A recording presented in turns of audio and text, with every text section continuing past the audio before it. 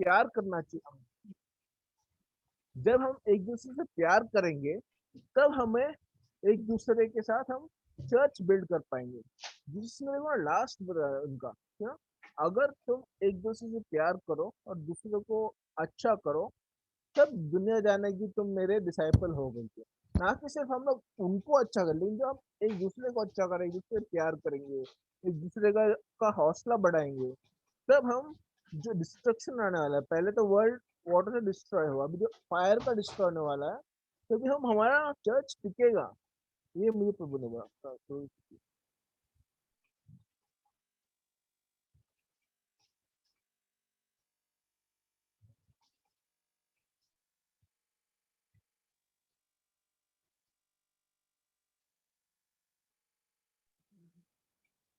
Hello, praise Lord. हाँ, praise Lord. Praise Lord, praise Lord. अभी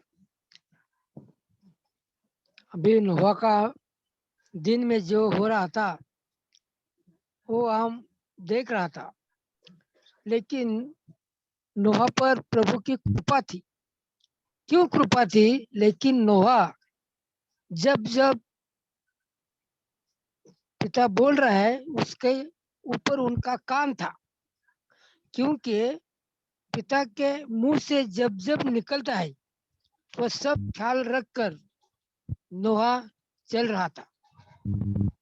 वैसा ही आज के काल में हम प्रभु का वचन क्या बोल रहा है, प्रभु हमको क्या कह रहा है हम सुनना और सुनकर प्रभु को संतोषना, ये आज का हमारा काम है। हम विश्वास नहीं रहे, हम प्रभु के बच्चे हैं, हमारा काम क्या है? प्रभु को संतोषना। प्रभु को संतोषना ये हमारा काम है, बाकी कुछ नहीं। इसलिए प्रभु ने हमको अब्बा बापा बोलकर वो बहुत बड़ा नाम दिया है। इसलिए अभी कल से करस पत्र पहला अध्याय और 10 वचन पढ़ेगा।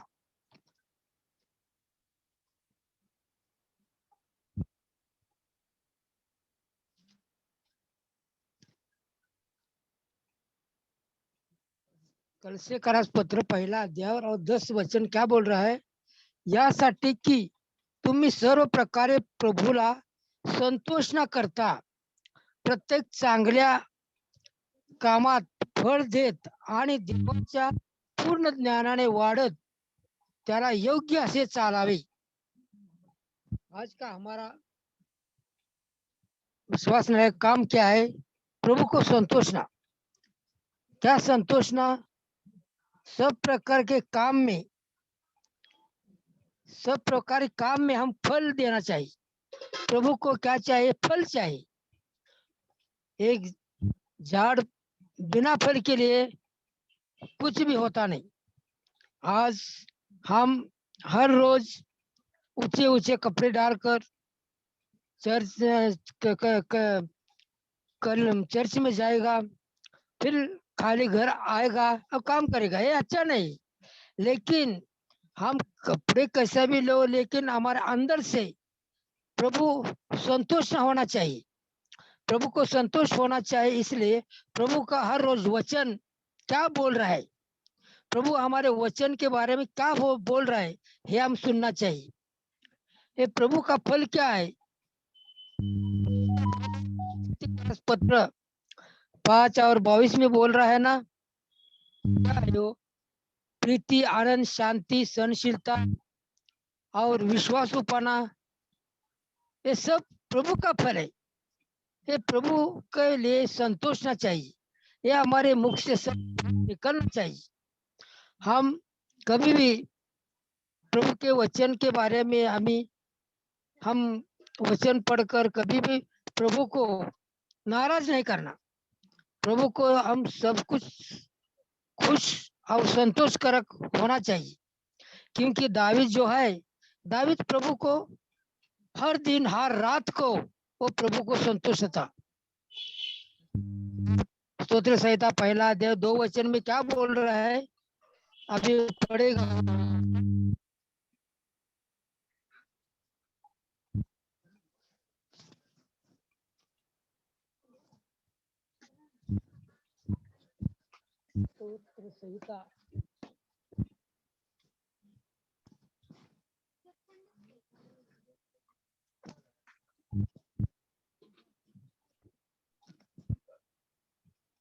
स्तोत्र संहिता स्तोत्र संहिता पहला अध्याय और 2 वचन।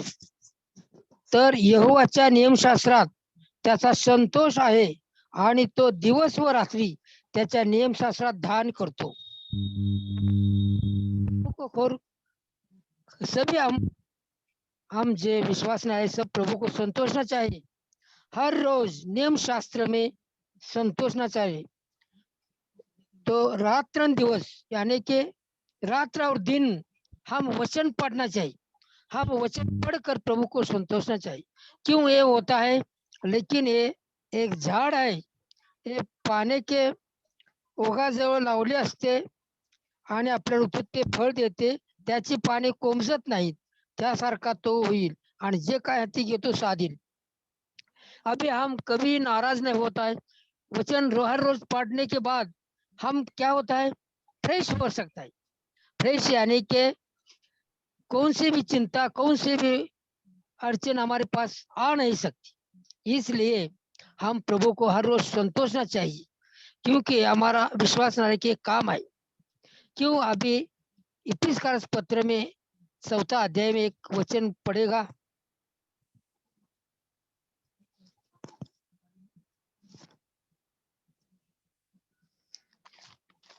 4 अध्याय और 15 और 16 वचन।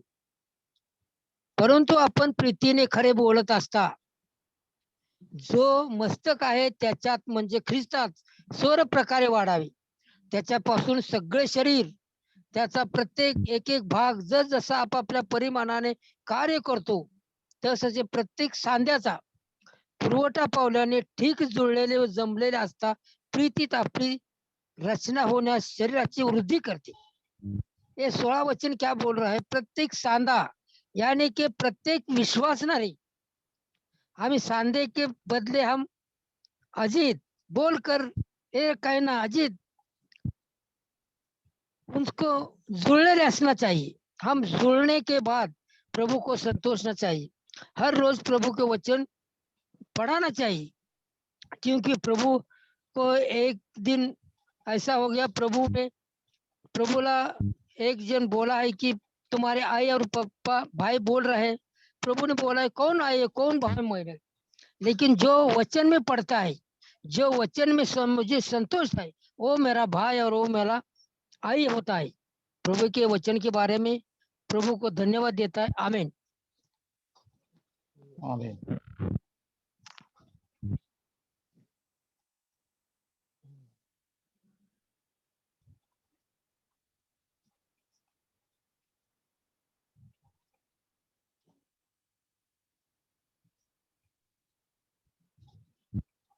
ब्रदर्स अभी शेयर कर रहे हैं एक एक करके।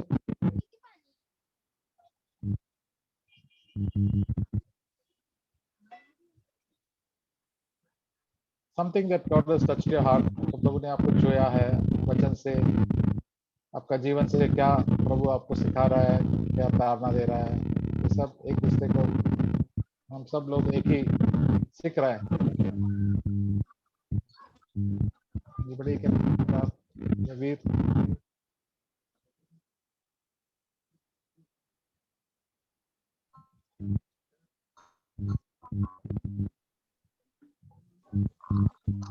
मैं भी परमेश्वर को धन्यवाद देता हूँ। परमेश्वर ने भी कुछ वचन से प्रोत्साहन दिया। मत्ती के अध्याय 7 में 24 से 27 तक। Can इसलिए someone जो कोई भी mute Brother Ajit? I think there's a lot of disturbance from his side. हाँ या बोलिए ब्रदर।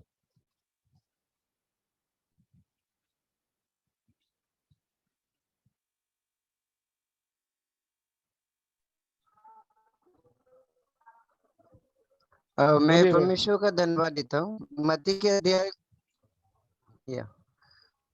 मत्ती के अध्याय 7 में 24 से 28 में, इसलिए जो कोई मेरी ये बातें सुनकर उन्हें मानता है वो उस बुद्धिमान मनुष्य के समान ठहरेगा जिसने अपना घर चट्टान पर बनाया, और मेघ वर्षा, बाढ़ें आई, आंधियां चली और उस घर से टकराई, फिर भी वह नहीं गिरा क्योंकि उसकी नींव चट्टान डाली संस्थान है। और परमेश्वर जो कहते हैं, अगर उनके वचन को मैं पालन करता हूँ तो चट्टान भी बनाता हूँ, क्योंकि प्रभु हमें प्रोत्साहन दे रहे हैं। परंतु जो कोई मेरी बात सुनता है और उनमें चलता, वो उन बुद्धिमानों के समान है, जिन्हें अपना भरोसा बनाया है।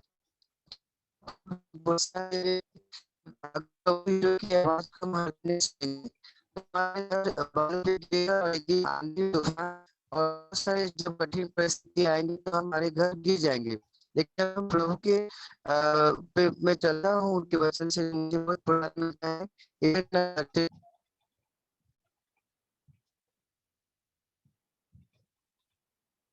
ठीक है। उसका थोड़ा आवाज तो इंटरनेट बराबर नहीं है, शायद जल्दी शुरू हो जाएंगे उसका। तो और कोई ब्रदर्स भी शुरू करेंगे? ब्रदर दयानंद कोई है, brother Yadav, Avinash, Dharmendra sir, Krishna brother, कुछ है प्रभु के धन्यवाद करने के लिए ये मौका है? राम शरण शेयर करना चाहूंगा। तो एक क्षेत्र जहाँ पे परमेश्वर मुझे काफी टाइम से करेक्ट कर रहे हैं और बता रहे हैं कि मुझे इम्प्रूव होना है, वो एरिया है पैसों के मामले में, खर्च करने के मामले में। तो बाइबल पैसों के मामले में दो चीज रहता है, एक है राइटियस बनना, धार्मिक बनना, दूसरा है विश्वास योग्य बनना, फेथफुल बनना। तो जो गॉड के ग्रेस से जो राइटियसनेस का जो एस्पेक्ट है काफी हद तक मेरे लाइफ में अच्छा हुआ है, लेकिन फेथफुलनेस के एरिया में मुझे काफी इम्प्रूव होना है। मैं कई बार देखता हूँ मेरे मन के अंदर परमेश्वर मुझे दिखाता है कि कैसे पैसों का प्रेम है, और मैं कई बार सोचता हूँ कि इसको ओवरकम करने का क्या तरीका रहेगा, मतलब हाउ टू, कैसे पैसों के प्रेम से हम लोग और फ्री हो सकते हैं। एक चीज जो परमेश्वर मुझे दिखा रहे थे कि एक तरीका ये पैसों के प्रेम से फ्री होने का वो ये रहता है कि हम लोग ट्राई करना चाहिए एक सिंपल लाइफ जीने का। क्योंकि मैंने खुद एक्सपीरियंस किया है कि जब भी मैं पैसों को बहुत थोड़ा सा फ्रीली खर्च करता हूँ, कोई भी पाप की चीजों पे नहीं, सब नॉर्मल चीजों पे ही, लेकिन अच्छे अच्छे चीजों पे, तो जैसे तो तभी क्या होता है, पैसों का जो महत्व है, पैसों का जो इम्पोर्टेंस है, मेरे नजरों में और बढ़ते जाता है। बिकॉज ऐसा होता है कि हाँ यार, पैसा है इसलिए मैं ये खरीद पाया, पैसा है तो मैं वहां पे जा पाया, पैसा है तो मैं ये कर सका। तो पता नहीं चलता है, लेकिन हम लोग का जो दिमाग में, हमें पता चलने के बिना ही पैसों का जो महत्व है, उसका जो भार है, वो बढ़ते जाता है, क्योंकि हम लोग एक्सपीरियंस कर रहे हैं पैसा क्या क्या लेके आके दे सकता है हमें। तो परमेश्वर ने देखा, मुझे बता रहे कि एक तरीका पैसों के प्रेम से लड़ने का वो ये है कि स्पेंड करते वक्त केयरफुल रहो। ऐसा इसका मतलब ये नहीं कि कोई अच्छा चीज हम लोग कभी ले नहीं सकते, लेकिन केयरफुल रहो, जितना हो सके उतना थोड़ा सिंपली जियो। तभी वो जो ये है, जो एक्सपीरियंस आता है, अरे मैं ये खर्च कर सकता हूँ, मैं वो ये ले सकता हूँ, वो ले सकता हूँ, पैसा बहुत इंपॉर्टेंट है, ये थोड़ा कम हो जाएगा जीवन में। तो ये एक चीज है जो परमेश्वर मुझे दिखा रहा है, मेरे को इसमें काफी इम्प्रूव होना है। पैसों के साथ फेथफुल रहना एक लाइफ लॉन्ग चीज है एक्चुअली। राइटियस बनना, एक एक करके सब ठीक करके राइटियस बन सकते हैं, लेकिन फेथफुलनेस वो लाइफ लॉन्ग चीज है। तो मुझे इसमें इम्प्रूव होना है। मैं भी परमेश्वर को धन्यवाद देना चाहता हूँ। मेरे मन में भी परमेश्वर कुछ बोझ दे रहे हैं, मैं उसी चीज को शेयर करना चाहता हूँ। जैसे कि मैं डेली रूटीन के तौर बाइबल पढ़ रहा था सुबह, तो उससे पहले भी काफी एक बोझ मन में था मेरा। तो जैसे कि हमारे भारत में भी ये चुनाव का समय है, उसके बाद हमारे ये असम में भी काफी हमारे ये अपर असम में, ये लोअर असम में भी काफी सारे मिशनरियों को पकड़ा है, अरेस्ट किया है। और जैसे कि सुनने में आया, नेपाल में भी जो चुनाव चल रहा है वहाँ भी इसी मुद्दे को लेके ये किया जा रहा है कि एंटी कन्वर्शन बिल को लाना है। उसके बाद में जो भी क्रिश्चियन एक्टिविटी है, मिशनरी एक्टिविटीज, वो सब रोकना है। इसका मतलब क्या है कि प्रभु का आगमन नजदीक है और परसिक्यूशन बढ़ रहा है धीरे धीरे।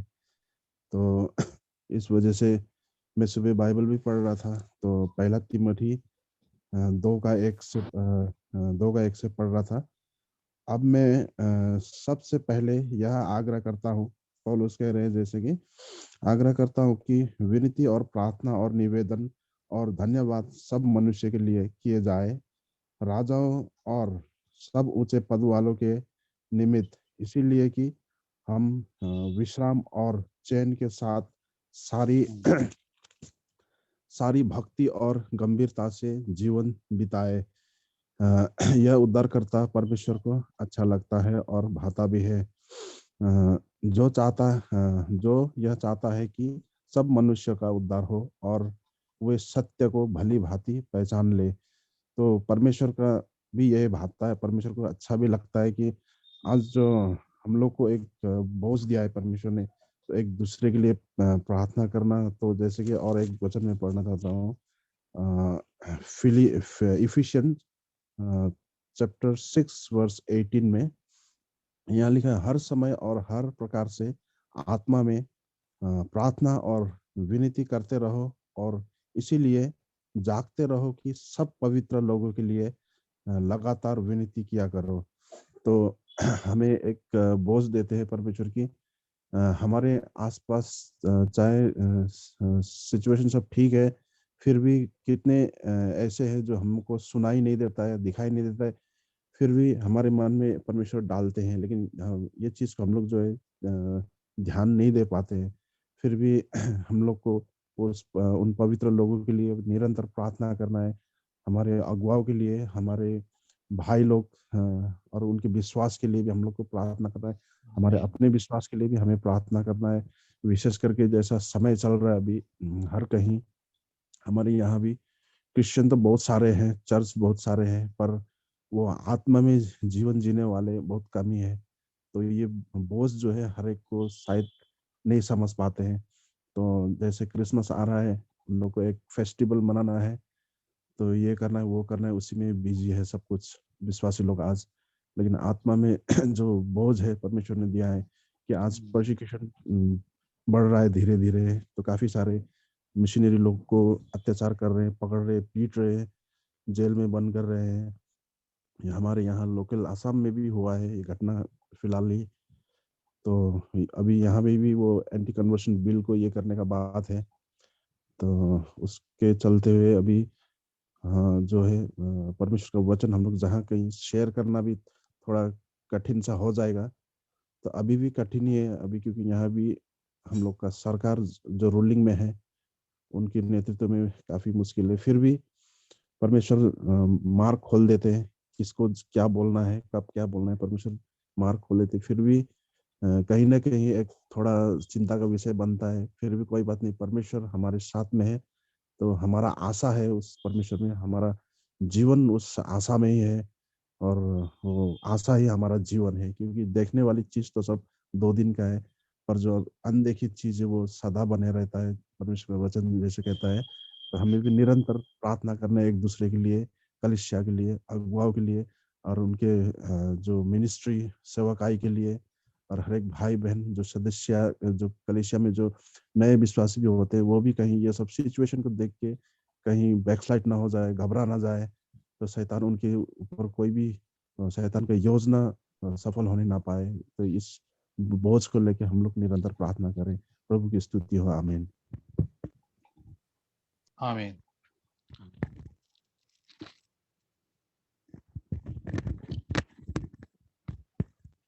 हेलो हेलो, प्रेज हाँ, लॉर्ड। Praise the Lord.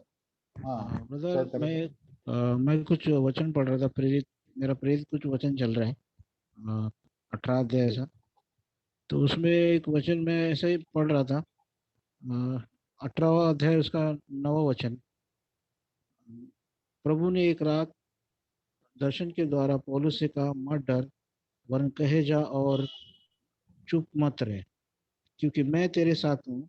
10 तक मतलब 11, क्योंकि मैं तेरे साथ हूँ और कोई तुझ पर चढ़ाई करके तेरी हानि न करेगा, क्योंकि इस नगर में मेरे बहुत से लोग हैं। इसलिए वो उनमें परमेश्वर का वचन सिखाते हुए 1.5 वर्ष तक रहा। मैं पौलुस का वचन जो प्रेरित पढ़ रहा था, पौलुस जहाँ भी जाकर उसने प्रचार किया, जहाँ लोग उसका विरोध करते थे, उस चीज को छोड़ के वो हिम्मत नहीं हारता था और जाके वो दूसरे यहाँ जाकर सुसमाचार प्रचार करता था। और वहाँ भी लोग उसका विरोध करते थे, तो उस जगह को छोड़कर वहां पर भी सुसमाचार प्रचार करके, और यूं ही छोड़ता नहीं था वो लोग। वचन कहता है कि लोग उद्धार पाते थे और लोग उनमें जुड़ जाते थे और बपतिस्मा लिया करते थे।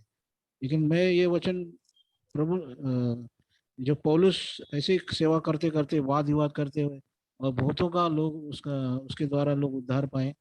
लेकिन प्रभु आखिर में एक बात बोलता है कि हाँ, प्रभु नवा वचन, प्रभु ने एक रात दर्शन के द्वारा पौलुस से कहा, मत डर, वरन कहे जा। ये वचन मेरे को जोर दे रहा है, क्योंकि समय असमय हम परमेश्वर के सुसमाचार को बताना चाहिए।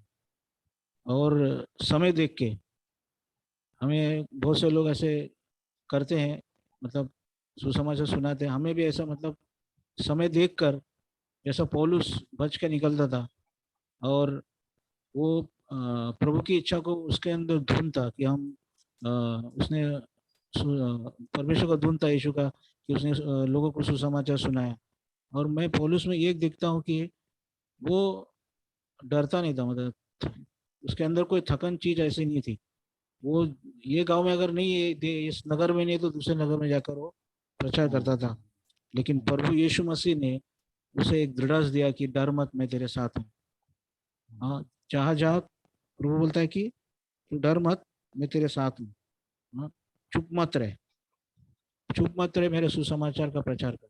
जैसे भाई ने भी जो भी शेयर किया कि अभी सुसमाचार प्रचार करने का बहुत नहीं मिलेगा लोगों को वचन सुनाने के लिए नहीं मिलेगा।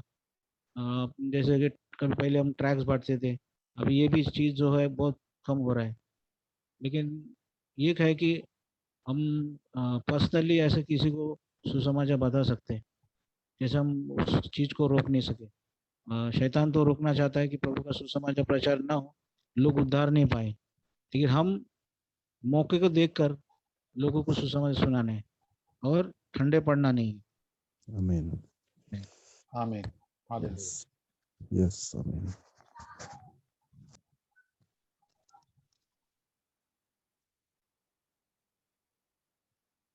और किसी को भी शायद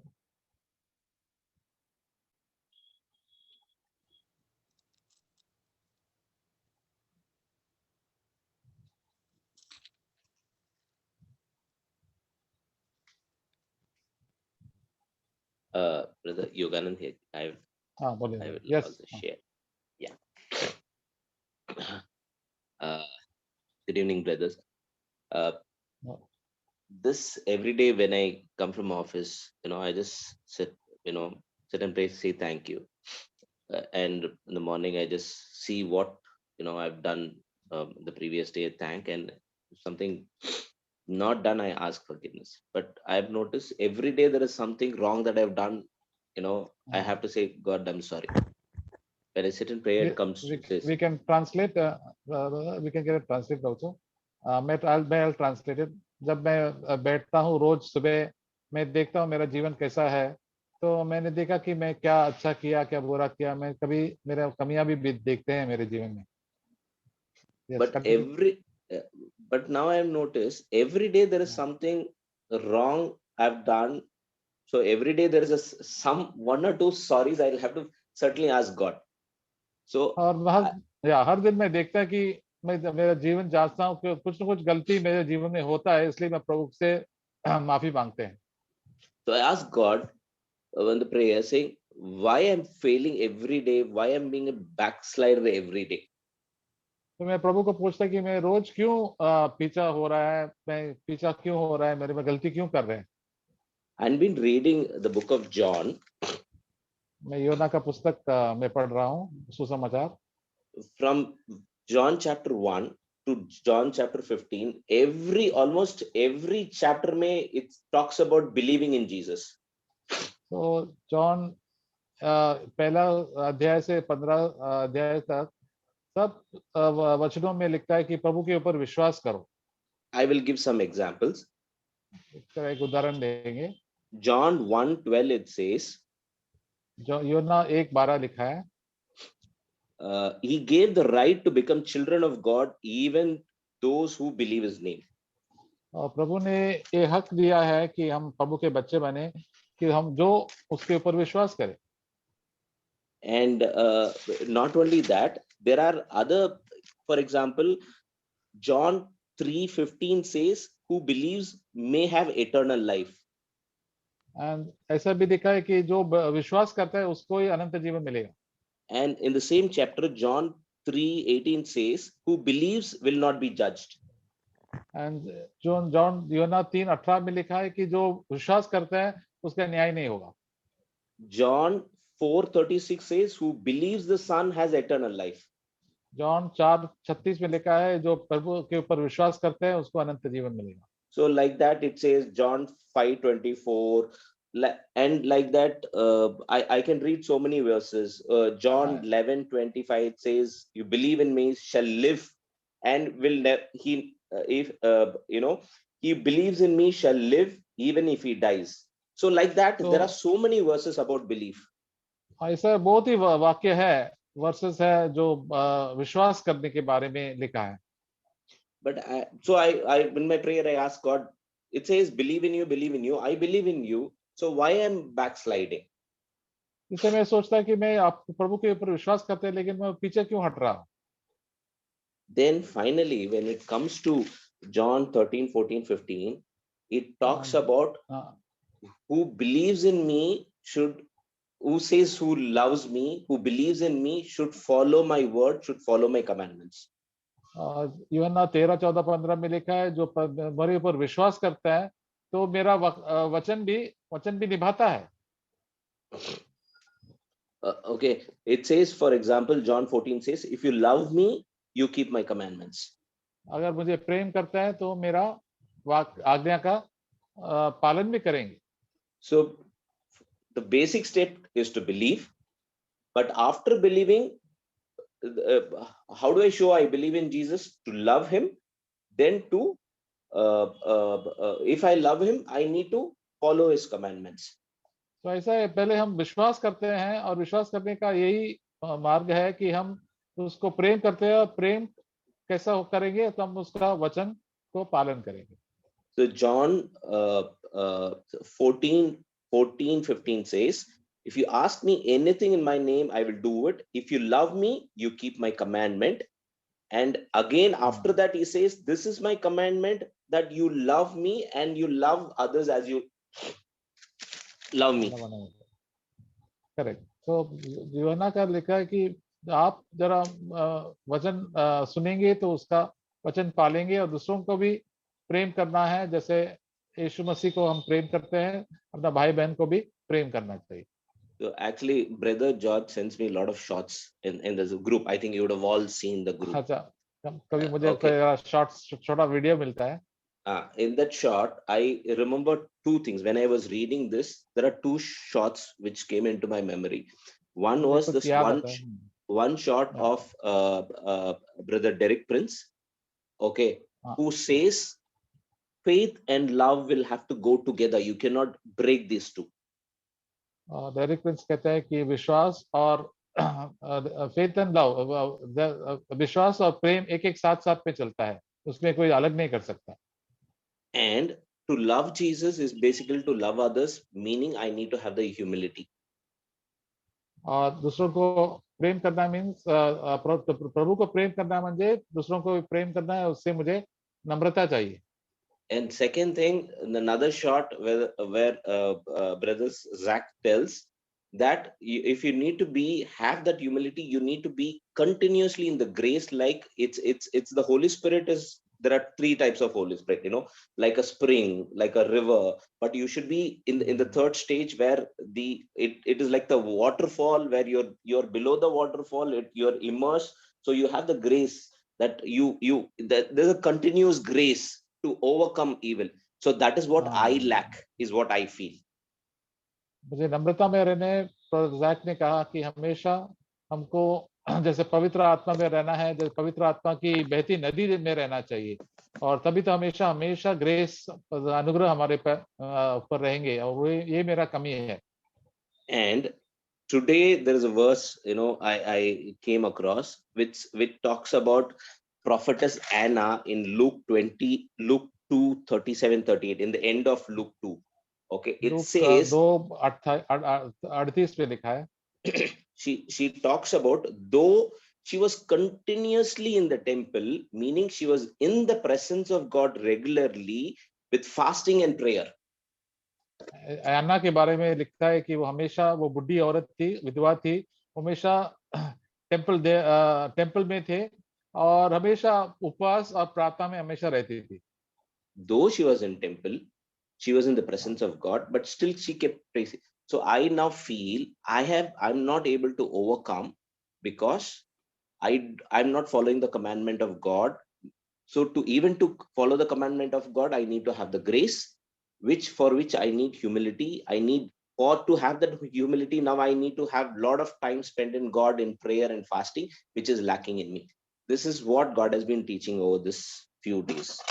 तो मुझे यही कमी है कि मेरे जीवन में प्रभु की और मैं द्वार के पास आना चाहता हूँ और प्रभु के साथ प्रार्थना में रहना है और कभी उपवास भी करना है. यही प्रभु मुझे सिखा रहे हैं. All praise to God. Thank you. प्रभु की धन्यवाद.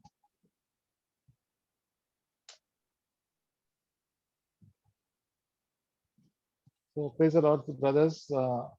आज हम प्रभु की संगति में है, एक दूसरे को प्रोत्साहन करते हैं. प्रभु का वचन हमसे बातें करते रहते हैं. He speaks to us so that we may come closer to the Lord.